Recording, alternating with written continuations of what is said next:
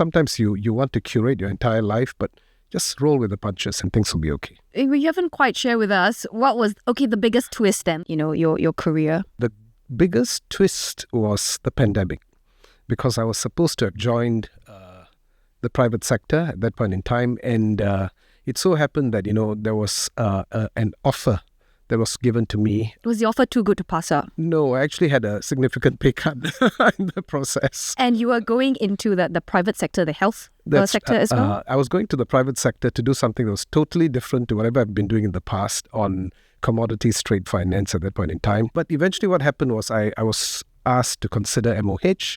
I remember telling the leaders then that, I've already signed the forms on the other end. And the reply was, I'm sure you know what you need to do, since it's a national crisis of sorts. Right, and you felt it was like a national duty for you It was. Yeah. So I thought it's only, you don't get that opportunity very often, so you might as well try that. I spoke to the ones who I signed the contract with. They said, okay, spend a year.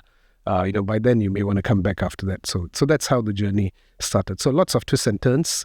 Eventually ended up in MOH, stayed there for 3 years, and then I moved on. How would you apply what you've experienced back then to what you're doing now, which is, standing for the next constituency? The role that I've had in my life primarily involved getting things done and making things work for people. You got to do a lot of tweaks and a lot of to's and fro's, from whatever the ground experience is, and so that it works for the residents on the ground.